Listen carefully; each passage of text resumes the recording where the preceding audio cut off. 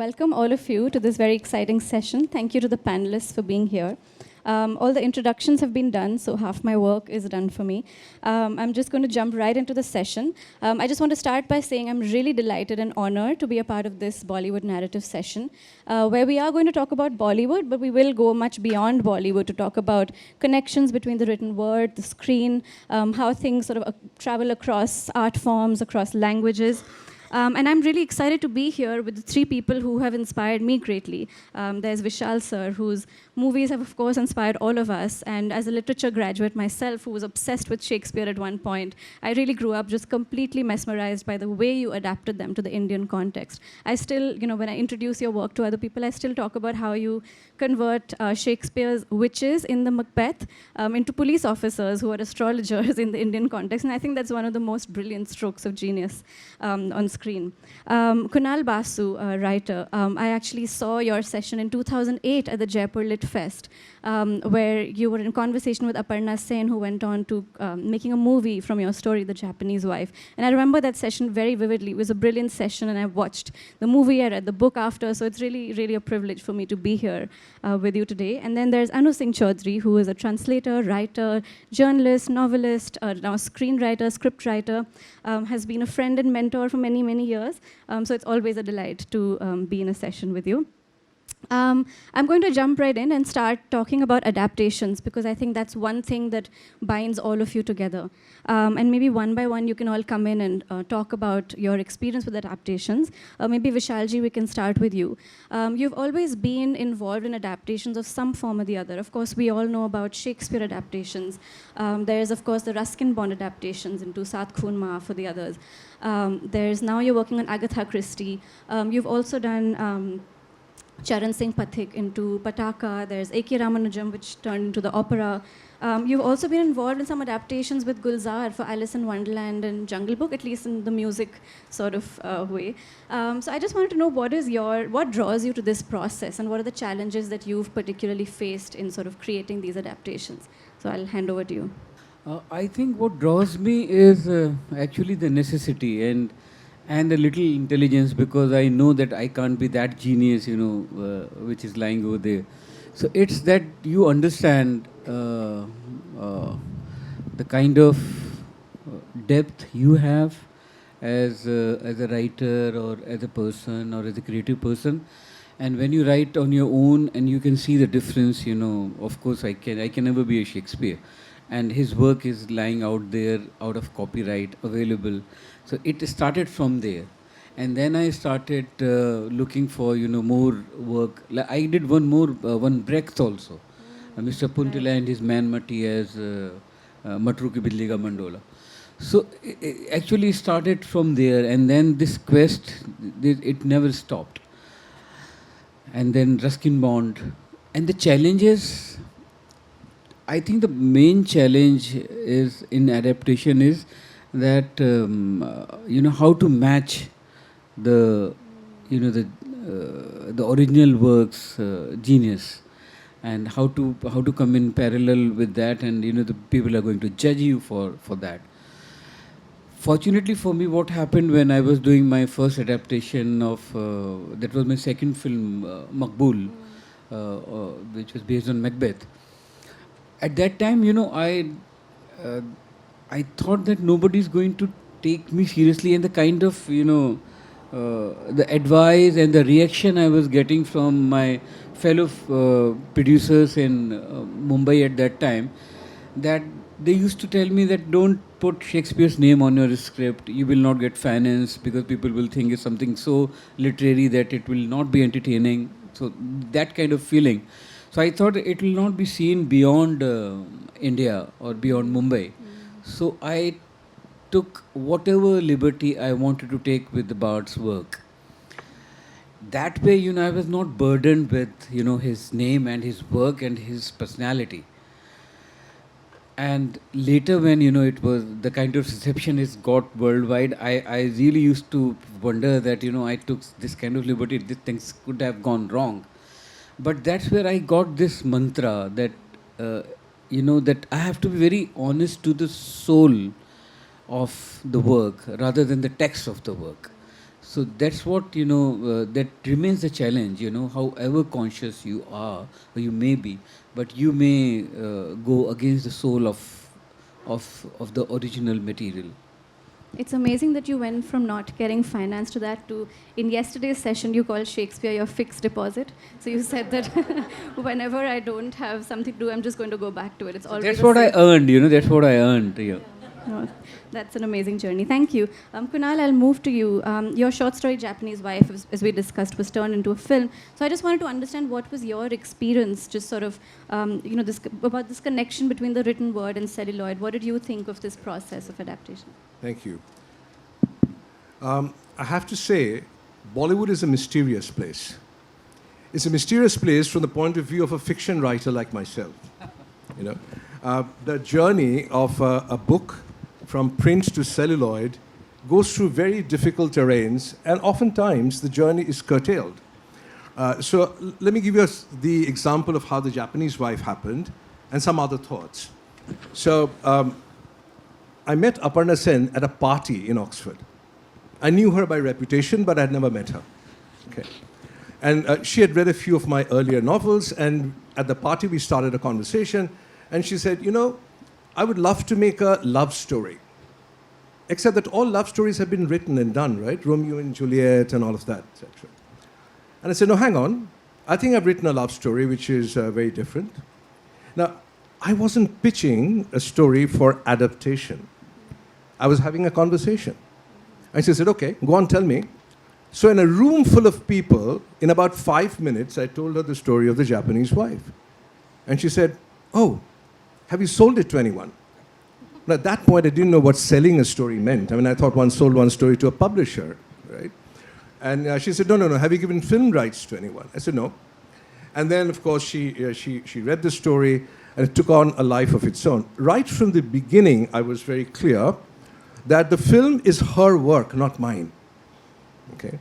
And so before I passed on the rights of The Japanese Wife, I had a very long conversation with her to make sure that our sensibilities were on the same page.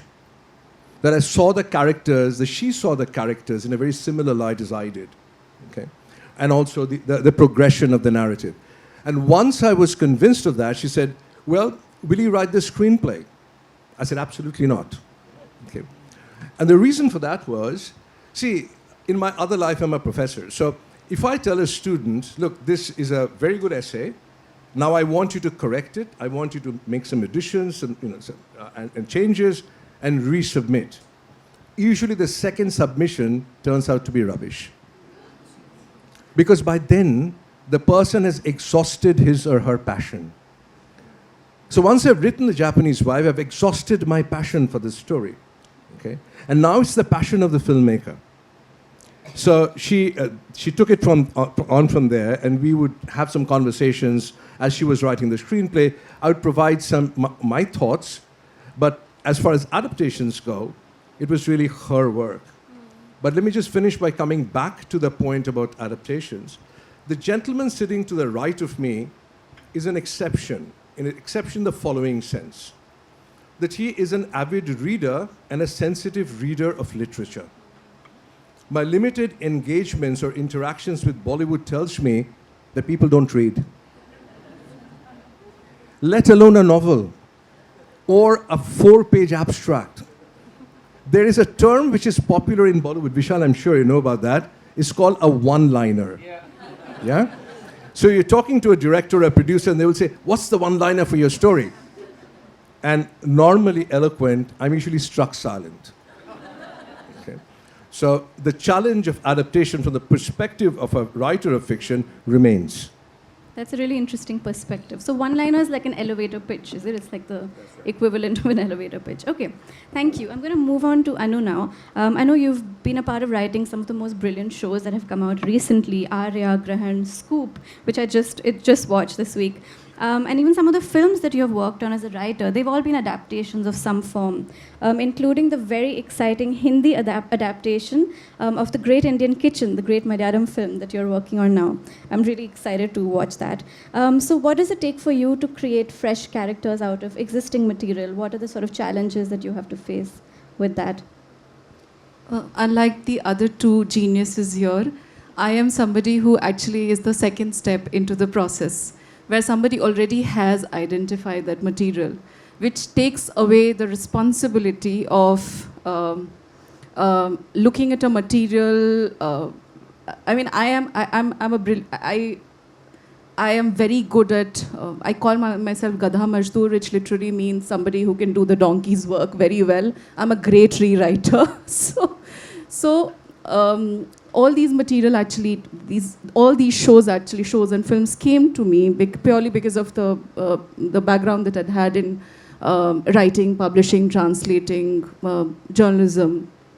And there was, in some sense, there was a vision. I can't deny that. There was always a vision of the filmmaker that I was working with, whether this was Hansal Mehta, Ram Advani.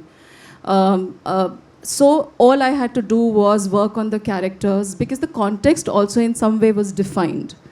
They knew what they wanted to do with the story, which also in a way made my work more challenging, because then that means you have to bring in your own exclusive voice, because screenwriting in its process is so collaborative. There's so many stakeholders. There are other people in the writer's room. So how do you keep your, in that sense, voice clear? How do you make your characters stand out in a way who become the characters that everybody else in the writer's room, including your director, will be excited to work with? So, and then came my little bit of experience of being a journalist and a writer. And the other thing that I'm extremely proud of is that I go back to my roots all the time. I live in Mumbai, but I keep going back to Bihar, which is where I'm from. So which means I'm constantly engaging with real people.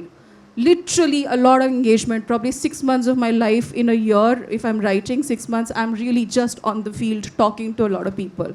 All of those characters are defined, they come from these real life people. These constant interactions. So one conversation that I'll have just before the session will just stay, and then something that you take from there.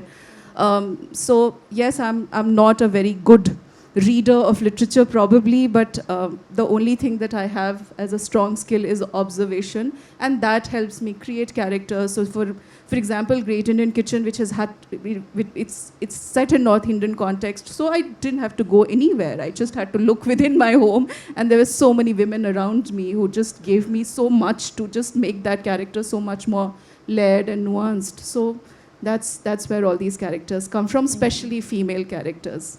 Thank you. I think you said you're not a reader of literature, but you're a writer of literature. So I don't think that's completely true. But you talked about your female characters, and I do want to come back to that. I think one of the most sort of nuanced and layered portrayals of female characters have been in some of these shows, and I think that's credits to you. But I'll move on to my next question to sort of everyone here. And that is that all of you have multiple lives that you lead. So you talked about your life as a writer, translator, novelist, many things, screenwriter now. And Kunal, you talked about your life as a professor of marketing, and you're also a bilingual author. Vishal, you started off as a music director. You compose, you write dialogues, you direct films. So I'm just curious to understand, how do these multiple lives that you lead interact with each other? What do they sort of, how do they influence each other? How do they sort of play into each other? Maybe we can start with you, Vishal. Kunal, why don't you begin? I keep telling journalists who ask this question that I hope my fiction is not managerial and my management is not fictitious. Yeah. Actually, there is not really a subterranean connection between the two. What my academic life has given me is the flexibility to travel to many different parts of the world. So I find it difficult when people say, "Where are you from?" Well, obviously, anthropologically, I'm from India. But I have lived in so many different parts of the world that I have to remind myself oftentimes that what is my exact location in terms of the matrix that I carry in my head. So the academic life has made that possible. It has exposed me to a very wide range of people.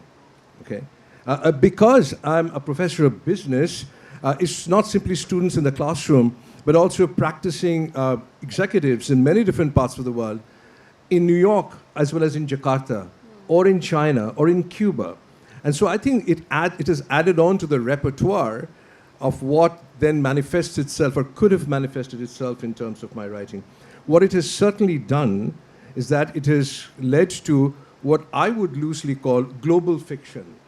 So while my characters are rooted in this book, my most recent book, they're all rooted in Bihar and UP and Madhya Pradesh, and I'm not from there.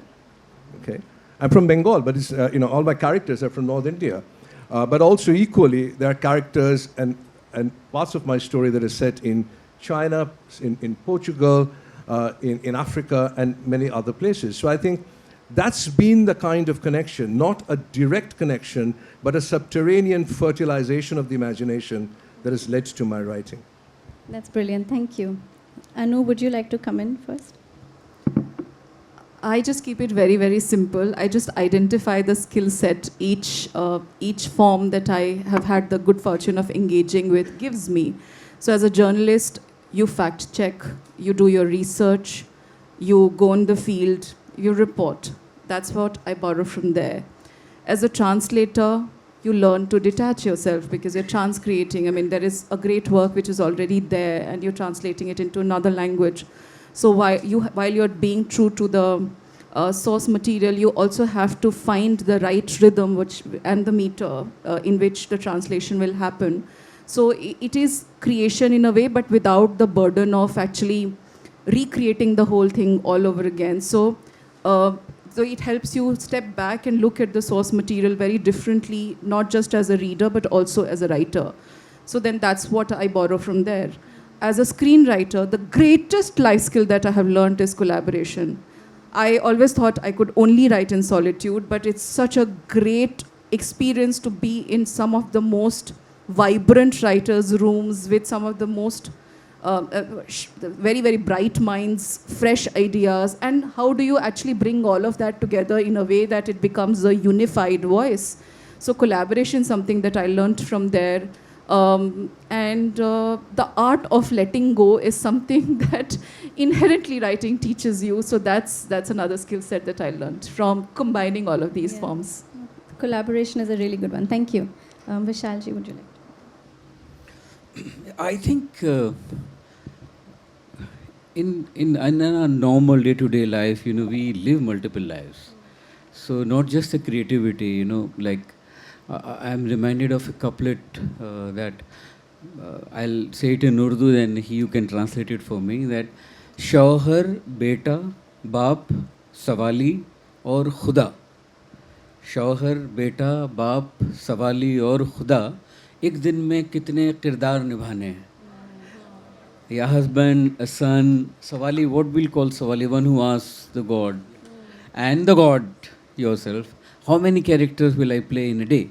And we keep changing our roles in the morning and sometimes, and what you don't let go of, the child within you who has not grown, who is still like 8-10 years old, you're always carrying him within you. So I think for me, my creativity stems from there. I don't know where my composer stops and my writer comes, where my writer stops, my director comes. It flows so naturally into each other. And a composer, the one thing which doesn't flow very naturally within me is the producer. I'm never able to make money. So I'm always short of money like everyone else. But rest of the things come so naturally to me that I'm not able to bifurcate myself that, how do I do this? Because it just happens. If I try to do it, it will never happen, but it just happens. Thank you. That was a very beautiful couplet. Thank you for that. There's another question that I wanted to ask about this sort of journeys that you make in your minds and that comes across in your work. I think the beauty of all of your works comes from a very deep engagement with the multiple languages that you live with. I think all of you are very, very fluently bilingual, maybe multilingual. And I wanted to talk about that. All of you sort of write bilingually and work bilingually. You're, Hindi for both of you and Bengali for you, Kunal. So I wanted to understand the process of this kind of linguistic journey and translation that's constantly happening in your minds and that comes across in the artworks that you produce, whether it's books or movies or anything at all that you're working on. So can we sort of talk a little bit about that? The first thing that is coming to my mind is, but Indians are bilingual. I mean, I don't think I have any specific skill set. But yes, by training, one did work on both the languages, in fact, 3 languages. So it helps immensely. A lot of stories. So if you understand the language, it's not just the language that you understand, it's the culture. It's there's so many other aspects of the language that you're borrowing from. And that I see as a great advantage, and especially in the generation, the world that we live in. It's unfortunate that a lot of people that we are working with, I mean, I am very ashamed to say that even though primarily I'm a Hindi writer, I submit my screenplays in English.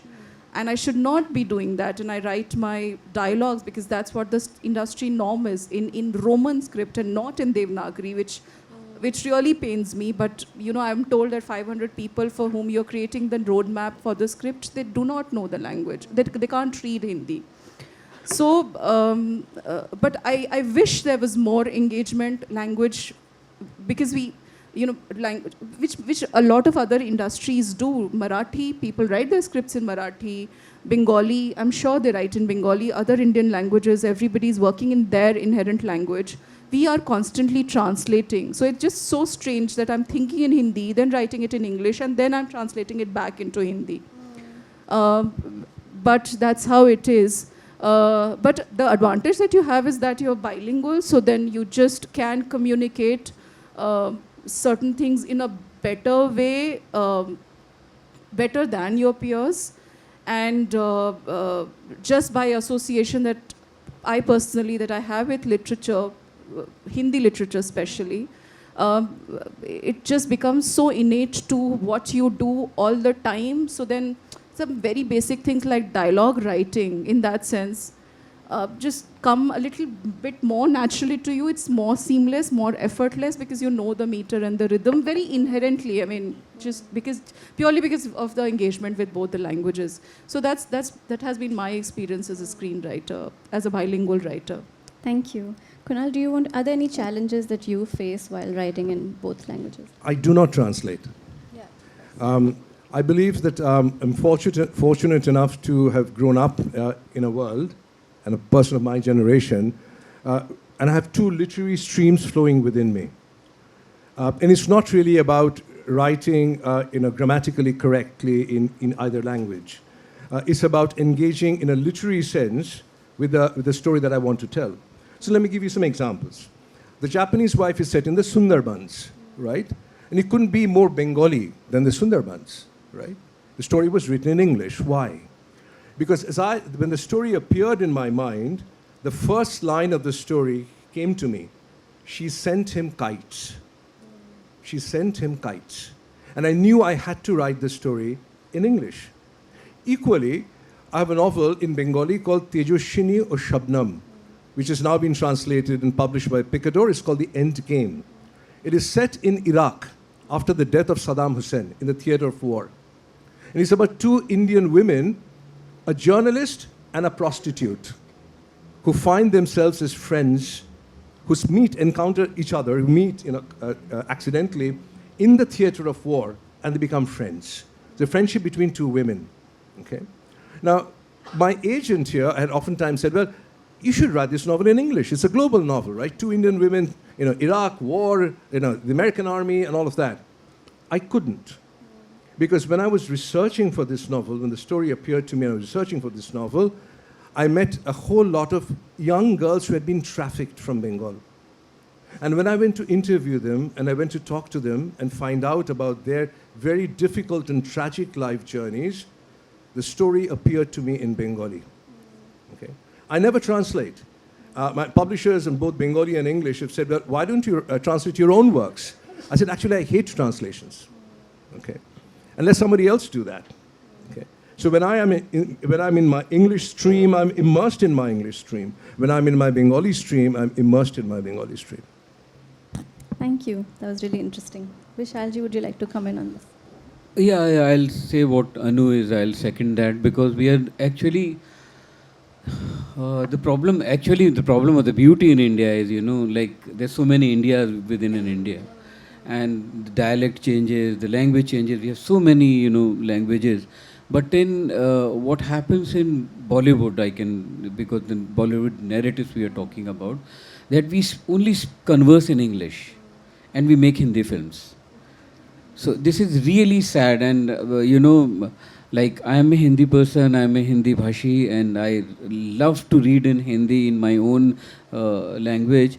But when you find an actor who says, I want my script dialogues written in Devanagari, you feel emotional, feel like crying.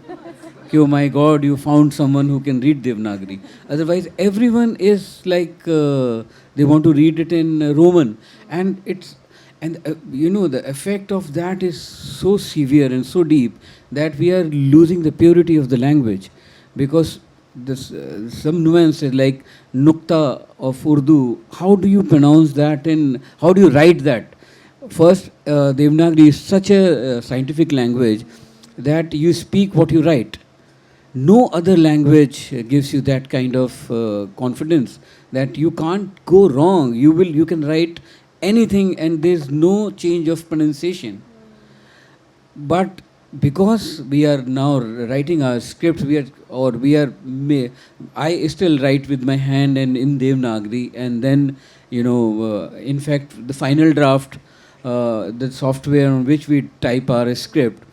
So for very long, I saw, you can type your dialogues in Spanish and French. They didn't have Devanagari. So yeah, because I did that campaign. Every day I used to ask all my assistants to send an email to Final Draft, please include Devanagari, please include Devanagari, and finally they did. So now you can type, instructions can be in English that, he went there and he saw someone, you can write in English. But when we are conversing, we have to converse in our own language. But, we are losing so much nuances and detail. And now even the actors, if you find someone who can actually pronounce khuda, or who can say ghalat, or who can actually put right nuktas, they actually make fun of you that, oh, here comes the linguistic person, who is trying to correct us. So it's sad. But I think that's the nature. It will happen. It may be happening even to Sanskrit when it was going away. No, that's really interesting. Thank you for sharing that, and thank you for getting that included in Final Draft. That's a very important intervention. Okay, so I'm going to ask some specific questions to each of you about your works. Maybe we can start with you, Kunal. And there's a new book that's just been out, Filmy Stories, which you call stories which are actually films in disguise. So we'd love to hear more about the stories that you have here, because I think you've worked sort of backwards, where you've imagined the stories that you're writing in image and in film. So can you talk to us about that process? We sometimes feel that when authors come to literary festivals and they speak, and then the audience is enriched and the authors are not touched in any way. Filmy stories actually happen in the obverse. A few years back, I was in a literary festival in Australia, and my co-panelist was an American writer of OTT content, and a very well-known person. And I won't name him now, but you must have seen some of his shows. And so he said during the session, in the future, people will not read novels anymore. They will watch novels. Okay? Because what does a novel do? It has characters, it has setting, it has a beginning, a middle, and an end. It has plots, it has subplots. And it's very hard, if it's a complex novel, to boil it down into 2 hours. Okay? Think about 100 Years of Solitude. Think about Anna Karenina. Incredibly difficult. But if you have a 10-episode season, and then if you have a second season and a third season, then you can pretty much do this. What he was saying, okay? This is what you can pretty much do what a novel does, and actually viewers will read novels in that way. And obviously, as a novelist, it did not go down well with me. But then I thought, look, you have dance drama, okay? You've got opera, which is narrative and music. A lot of visual art today is performance art. In other words, the sibling arts have started to intermingle and collaborate with each other. So can I write fiction in a way? Can I write literature in a way so that when you read the words, in your mind's eye, you will watch a film? Okay? And because I was excited by cinema from a very early age, and because my writing is driven by imagery, I said, I'm going to write filmy stories. Okay? Because these stories are really films in disguise, as sometimes you've got films which are literature in disguise. That's really interesting. Really looking forward to reading this.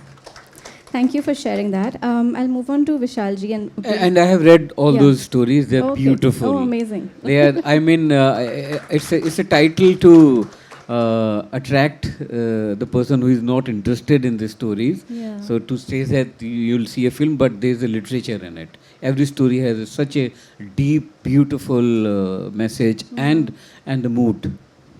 No, it's really exciting. Thank you. Vishalji, sorry, I'm going to come back to Shakespeare because that is, I want to focus on that and your trilogy today. And I remember when I read Shakespeare, I remember feeling that it'll adapt perfectly to the Indian context. There's so much drama and tragedy and comedy. There's all the rasas that you would need, to sort of attract Indian audiences. And of course, you also saw that in Shakespeare in some ways. And of course, Shakespeare has been widely adapted around the world. And I wanted to understand from you what drew you to Shakespeare, what makes you think that Shakespeare is so timeless. And in fact, if you could also talk a little bit about your adaptations. There's also, Macbeth was converted also into a Malayalam adaptation recently, Joji, with the brilliant Fahad Fasil, which is also a great adaptation. So I wonder what you felt makes it so perfectly suited to the Indian context, and what was going through your mind when you picked these three particular plays, Macbeth, Othello, and Hamlet, for the Indian context. I think it will be unfair to go into that because we have a session which is called Shakespeare Wala at 3 o'clock. Yeah, because otherwise I'll be repeating myself and the people will not come. But but still I'll save the details for that session. But I'll tell you briefly that the backdrop of the Shakespeare. I mean, I took the plot, but the backdrop was so original, and this is my the way I feel about the society and the politics of my own politics and the conditions we are living in. So I want to reflect that. So for that I need a plot, and I used that. Then this is how I started to look at Shakespeare's work. And slowly, when I went deeply into it, I figured out how nuanced that writing was. Thank you so much. I understand why you want to save some details for the next session. Okay, so I'll move on to Anu for now. And Anu, I want to come back to what we were talking about with your female characters, because I think now when I watch a show, even if I don't know you're involved, I'll know if the female character is written by you, because there's something really special that you bring to the kind of layers that exist in these female characters. Very strong female leads, but with many, many lives, with many tensions, conflicts that they're constantly dealing with. So I want to understand what your process of creating these characters, and are there certain portrayals that inspired you? Have you already seen that on screen before? Because I don't think I have. So have you seen that before, and what is your process of writing these? We actually do come from a very, very beautiful legacy of very strong female characters, right from Bimal Roy to even Gulzar Saab. There's so many, and Vishal sir's female characters. So there is nothing special that I'm doing in that sense. Of course, all of these characters have stayed in all of us. If we are discerning readers and audiences, they do. But the one thing that actually, when I am given a responsibility of writing some female characters, the one particular thing that I'm looking for, I'm searching for, is that what is making that character resilient. In some sense, there is this very standard thing of hero's journey when you're writing the characters, and you have to look for, okay, what are the fears, what are the wounds. There's this very basic process and the template that everybody follows. You start from there because you asked about the process in particular, so that's where you start from. You begin to understand, you begin to look at the backstories, but the one thing that I am constantly looking for as an individual is that, as a woman, is that what is making this particular character resilient? Is that the want that she has? Is it coming from her marriage? Is it coming from the relationship? Is it coming from any personal space? Is it coming from a greater desire that she has? What is the bigger want that she has? And really, actually, I don't take any credit for any of these characters because they really are all around us.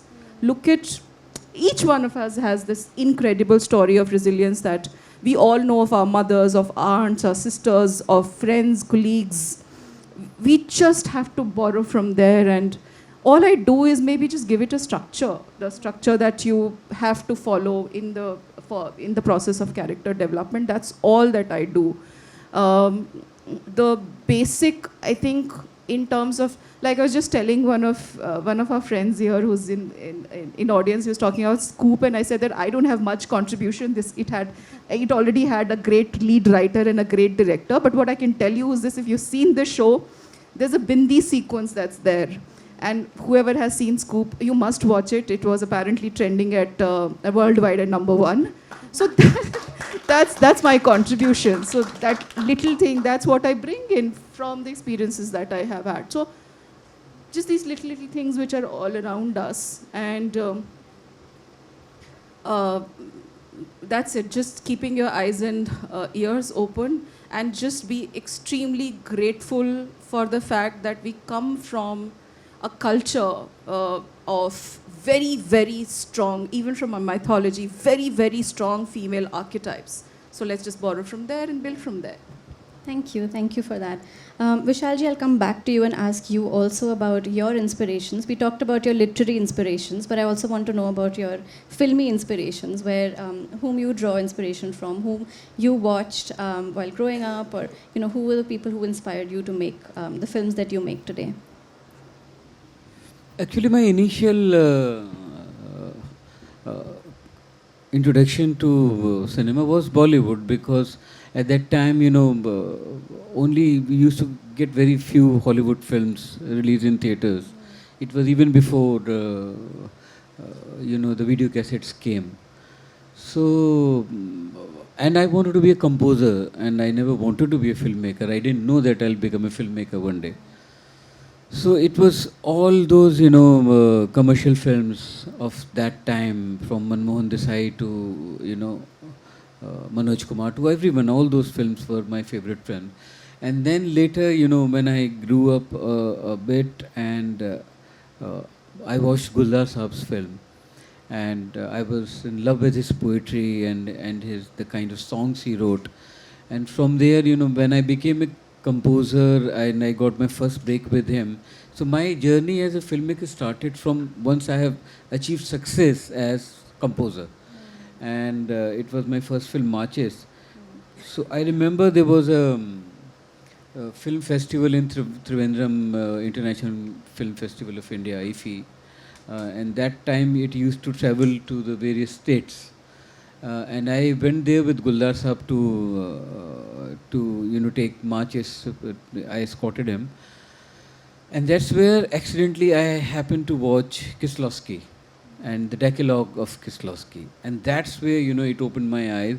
The cinema can affect you, and cinema can be such a beautiful thing on celluloid. I didn't know, and from there I started my journey, and then Kieslowski remained my basic source of inspiration as a filmmaker. And then, then polar opposite was Quentin Tarantino, and then, I loved his film, his sense of humor, his writing, his overtly, long scenes and talking about the burgers and the cheese. So, I had a very, very polar opposites, extreme taste in cinema. Then later I discovered Satyajit Ray and Ritvik Ghatak, and I think the one lifetime is very less to actually discover the whole cinema. Now, the kind of films you see in movie, or every year, you hear of a film, you see Tar, it's so many films, so many beautiful authorship is coming. And it's not that it's coming now. It has been coming. So I don't think that one can, stop getting inspired from the film and the filmmakers. Can I please share just one little anecdote since we're talking about inspiration? I was a young mother, I was traveling in a flight, and there was this magazine I picked up, and it had an interview of Vishal sir. I don't remember who the person was. The journalist was, I think, Kaveri Bamzai, if I'm not wrong. But So it was a very lovely essay that she had written, and in the beginning she writes about how she was waiting outside in the office for Vishal sir to come for the appointment, and he came a little late, and he apologized, and I'm paraphrasing, and he said that I'm sorry, but I was working. And then she asked if it was a new project that he was working on, and he said that no, I was watching a film. And watching a film is also a work for me. And that stayed so deeply with me. I was like, we have to protect our... This is indeed work. Reading and writing and watching great cinema is work. And as a mother, when I'm constantly just juggling between the two worlds and letting everybody else take away the time that one should be actually investing into enriching oneself, that stayed with me, and till now the one thing that I'm very particular about is my watching time. So thank you, Vishal sir. That's a really beautiful connection. Thank you, Anu. Kunal, I want to ask you the same question. Are you only the second bilingual author who writes both in Bangla and English? So, Bankim Chandra Chattopadhyay in the 19th century wrote an English novel called Rajmohan's Wife. And then, obviously, the great works in Bengali. No other author in the 20th century has done so. So, yeah, it's a dubious distinction because my work should not be compared to Bankim Chandra Chattopadhyay's. I was fortunate that I grew up in a house full of books. My mother was a very well-known author, fiction, in Bengali, and my father was an independent publisher. And so we were a very bookish family, and our house was populated by authors, filmmakers, so Ray, Ghatak, Mrinal Sen, and others, filmmakers, theatre people, politicians. So the hothouse of Bengali intelligentsia. And I benefited from that because in my mind there was no partition between the art forms. Okay? To the extent that my first exposure to Bollywood was when I was a graduate student in the US. And obviously when you are in the US, you feel homesick. So I would go to visit other Indian students on a Saturday, and they would cook chicken curry, and on VCR tapes they would play Bollywood films. Okay? And that was my introduction to Bollywood. And I said, my God, what have I been missing? Because this is also the fun part of cinema. Okay? And I remember when I was proposing to my wife, who is in the audience, and I had to confess to her that I never watched Sholay. And she had watched Sholay 15 times. So on that ground alone, my petition would have been disqualified. Okay? But I've remained an ardent viewer of what used to be called art cinema, but at the same time, popular cinema, although these distinctions seem to be blurring at the moment. Thank you so much for sharing that. I just want to wrap up by asking each of you what you're currently working on and what we can look forward to, and then we'll open it up to audience Q&As. Whoever wants to go first, please feel free. So I have completed two things. One film is for Netflix, original film called Khufia. It's based on a novel. It's a real-time, real-life event happened in 2004 where an officer of RNDW defected to CIA, and it's based on him.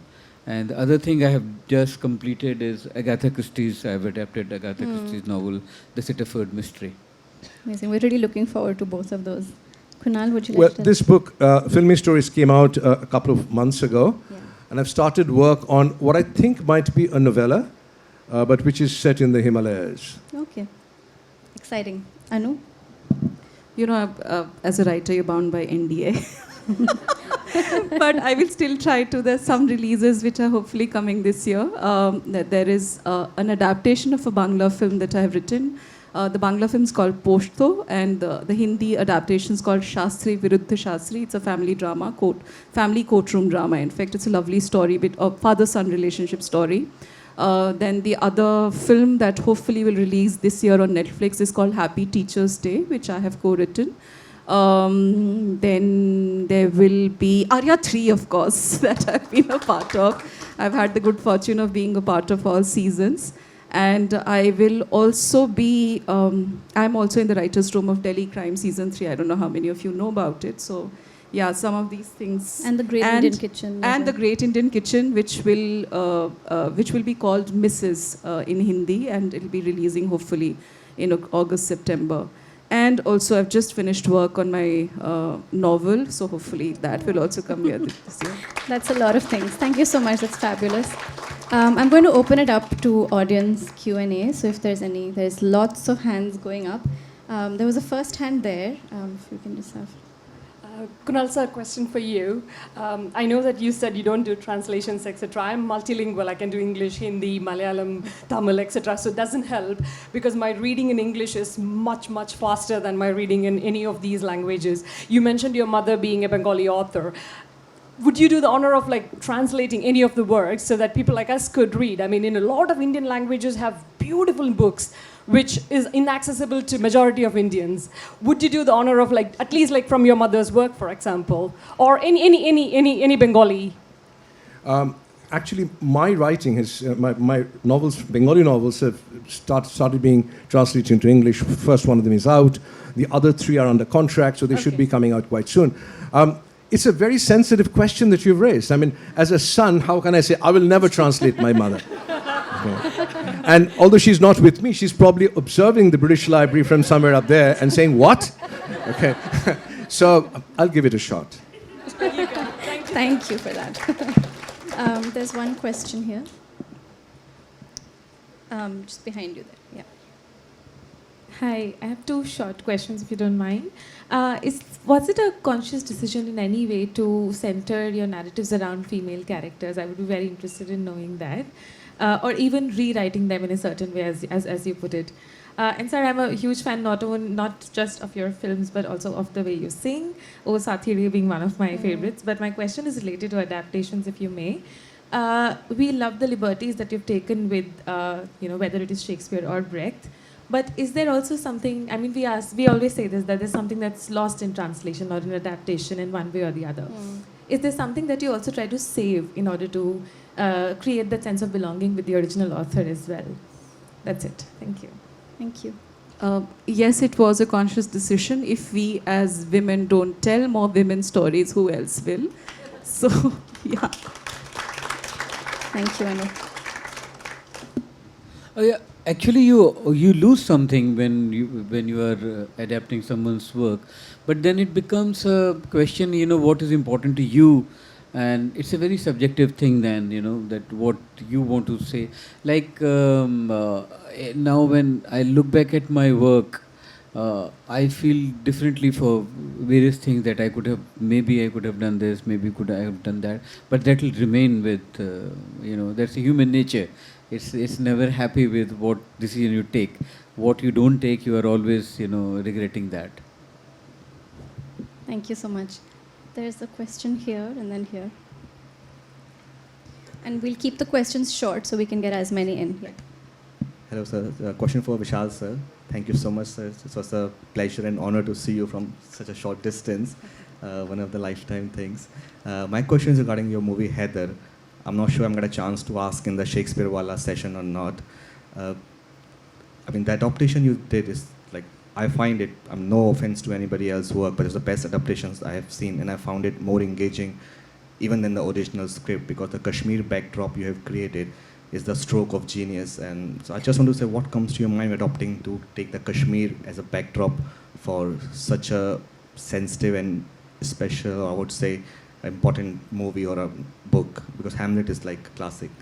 Yeah, so I'll give you the Bollywood version answer of this, because the Shakespeare version I'll save for the Shakespeare session. Yeah, so Bollywood version of this answer would be that, I was pained with my own community of filmmakers for not having made any film on Kashmir with reality. It was always seen from the outside point of view. Either a journalist will go inside or an army person will go and see the people with Firan and hiding AK-47 inside. So I thought the kind of human conflict, and such a tragic human conflict which has been going over there for now more than 30, 40 years now.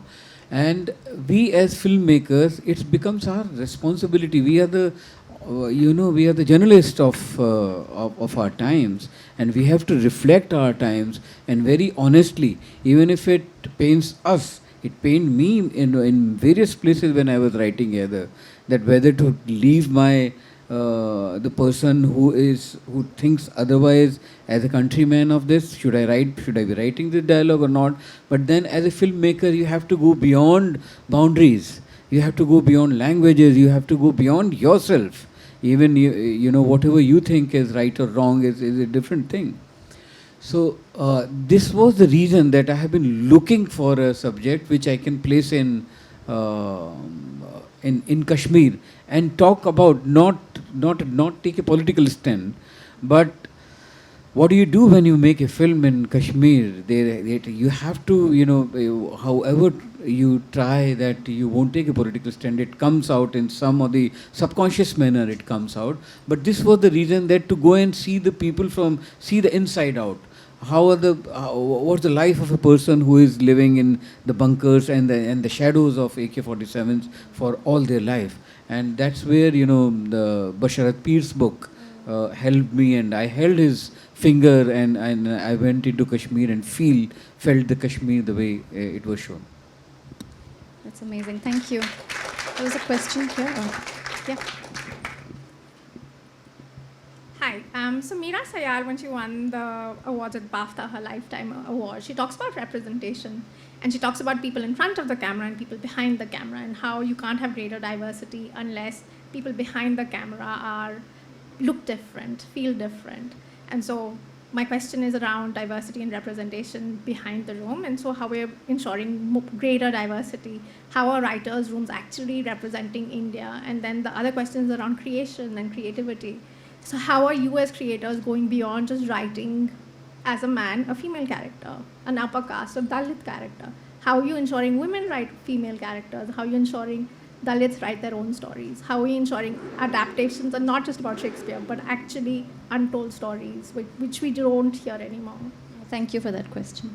This is actually something that requires a session of its own, really. I mean, I wish I could answer it so simply, but it is a very difficult one. And I think a couple of years ago, there was a survey that had come out. I think it was an Ormex survey of the representation of women, especially in Hindi cinema, in Bollywood as it is called. Even though I have been gently reprimanded by Gulzar Saab in front of an audience of 1,000 people, that Bollywood is not the right word, but well, here we are. So basically, it's dismal.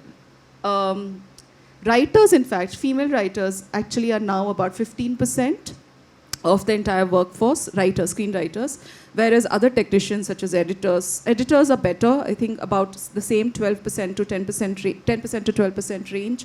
But there are other aspects of filmmaking where their presence is very, very dismal. They're obviously higher, so things like costume and art, you will see many more women, but if you begin to talk to them, they will tell you that it has gotten better in the last 10 years.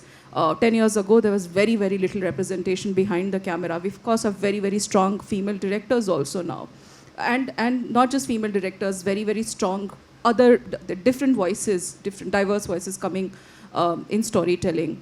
However, it is work in progress, and we have to be conscious about this. I can speak for myself, I feel extremely, extremely guilty about writing a Dalit character, for example. I feel like I've had enough privileges and maybe we should be looking for that writer who will actually bring in the authenticity. And it's a tough one. It's a constant negotiation because there's so many other aspects that you cannot control your producer to begin with. So, but it's a quest, and you just have to be at it with vengeance as much as possible. Bring in people from different languages, bring in people from different genders, sexualities, caste, creed, religion, all of that as much as possible. As much as possible, tell diverse stories. You need to have the courage that Vishal sir has. I hope we'll have the bunch of new writers and creators who will get there. But it's a long way. It's a long journey ahead. Thank you, Anu. would anyone like to come in on this? Or? Yeah, I think it's a very, very important question, and like she rightly said, it requires another session for this. But I want to register one thing over here, that to me, writers are genderless, writers are nationless, writers are casteless. You know, like, I don't have to be a beggar to feel a beggar's pain. I don't have to go and beg. I don't have to be Dalit to feel Dalits. In fact, I like that, you know, that I'm so privileged that I can at least write, I can feel the pain and translate that pain into some writing, give it an expression. But then the thing comes of, you know, honesty and not accepting your own mediocrity, not accepting your own cosmetic way of that life or of that pain. For that, you need to keep scratching yourself, keep scratching the layers, that whether you're like in Kashmir. I had never been to Kashmir when I made Heather. In my whole life, I never went to Srinagar. But when I wanted to make that film, I caught a person who lived through those years of terrorism, and who from the age of 10 to 24, who lived through that pain. And I tried to be very, very close to feel that pain and felt Kashmir through it. So I'm not blowing my own trumpet, but I'm saying the writer within me, you know, he went for a writer, he has to go a very, very tough way, and he has to be very honest, and it's a very difficult path. You know, I was doing a television interview in the US some years back with the public broadcasting channel. And the interviewer was razor sharp, really put me in a spot a number of times. And he said, Mr. Basu, you've written a novel about the opium trade in China, but you're not Chinese. I said, no. You've written a Mughal novel in the court of Akbar, and you're not a Muslim. I said, no. And you've now written a Victorian novel, and you're not even white. Do you think you own this world? And you know, at that very instant, my response was, yes, I do own this world. I own this world by my imagination, you know. And so, imagination and empathy are all that we have. And representational writing, this whole notion that only Dalits can write about Dalits, women can write about women, gays can write about gays, men can write about men, doesn't work when it comes to writing. Yeah, we just have a final question. We can go ahead if we have time. We'll Thank you so much, Vishal Saab. It's such a great pleasure listening to you. It's like a dream coming true. I'm from Pakistan. I'm a student of politics. So I wanted to ask you, you made films like Heather, and you know what is happening in India today, like as a student of politics, I see has already happened in Pakistan in the 80s. So how do you see, as a filmmaker, how the kind of politics which is shaping in contemporary India is impacting the filmmakers? It is like either is it putting some pressures on them to take up the subjects, the one you took in Heather, or the one, you know, such as Marches, Gulzar Saab's Marches. So that's one question. So how filmmakers and this community of artists are, you know, responding to that? And my question from you, Basu Saab, is that you briefly spoke about the division between art and commercial cinema, which is like there's always a debate that there is no side distinction. So can you say a little bit about that as well? Thank you. I mean, again, it's a very complex discussion about is there a sort of boundary wall between art cinema and more popular cinema? I don't believe there is, actually. What would you call Charlie Chaplin's work? So art cinema is very popular cinema. And if you talk about theatre, I mean, Brechtian plays. Look at Shakespeare. Shakespeare was performed to charm and excite and for people to enjoy, but it's great works of literature. So I don't actually see a hard and fast difference. Where I do see a difference, especially in India, is that especially my filmmaker friends say this, I'm not into films in that sense, is there used to be an organization, a government organization called NFDC, National Film Development Corporation. And so they would award films to filmmakers purely on artistic merit. This is how Shyam Benegal got to make his films, okay, and many others like him. Okay, today, every decision to make a film has to pass through a very difficult sieve of commercial consideration. Okay, and in that regard, we are perhaps missing out on some very interesting films, which normally wouldn't be blockbusters. Okay, yeah. Thank you. We have 2 minutes in case you want to wrap up, Vishalji, and then we can wrap up the session.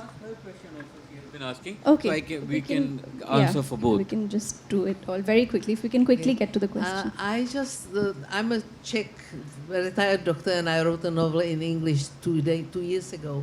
I'm just wondering, with the translations, you translating also the society. For example, the word interesting in English culture, interesting, when you're at a meeting and you say something and they say, that's interesting, that means don't even think about it. In my culture, in Czechoslovakia or Czech Republic, if they say interesting, they mean they would like to know more about it. And there are a lot of differences like this, and I wonder, how do you deal with these sort of cultural differences in your translation or putting? I think first I'll answer his question. Then we'll all come together, because I think the language in each country has a different connotation. When we say interesting, what are we trying to say? That please don't pursue it anymore. Or I don't want to say no on in your face, and still I don't want you to pursue it. But I think Kunal will give a better answer to this. Let me answer his question first. Yeah, of course, we are going through not just India. I think the whole world is going through a different phase. We never thought that this kind of these times will ever come back, and I hope when it completes its cycle, it takes longer to come back. So we are facing everywhere, not just in India. I think everywhere, but in India particularly, yes. We are pressured, and I won't shy away from saying that we have to be very cautious in choosing our films.